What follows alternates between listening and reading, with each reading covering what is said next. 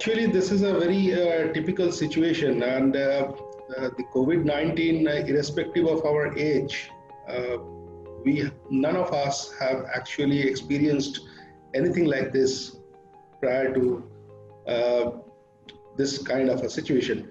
But nevertheless, we are reopening and reopening pretty fast, which is a very good thing, and we need to keep a couple of things in mind that the safety protocols which are there from the authorities and the experts needs to be followed for our own as well as for our existing workers where we do not create an issue by the reopening.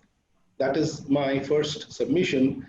And as such, entire this COVID period, the mining fraternity was always open because it comes under the essential services. So it went on, and yeah, initially we did not see any issue because the spread of infection was quite less. But nowadays, we are facing the problem of stray cases here and there. But yeah, uh, using mask and daily temperature monitoring or the possible social distancing. Uh, these are the things which are paramount importance today, and these needs to be maintained in the industry to go further. And with this, I can say that there is no dearth of people actually coming back to work. People are willing to come back to work and do their best. Only thing is that what an organization can give them a kind of a feeling of safety is very important. So, in my opinion, we should have the coverages, the insurance coverages enhanced for people and give them the comfort level and the feel that we are with them.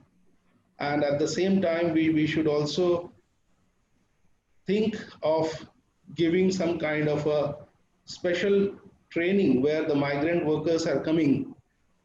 Special training in the sense that the concept of train the trainer. So you need not to invite the entire chunk of people for your work, but you can have local working people and one or two experts to teach them.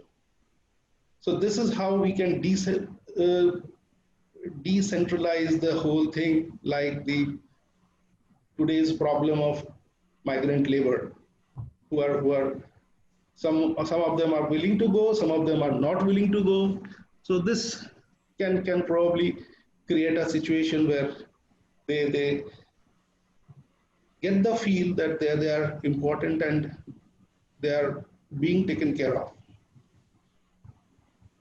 Having said that, we should also try and engage with the families, not only the workers or not only the employees.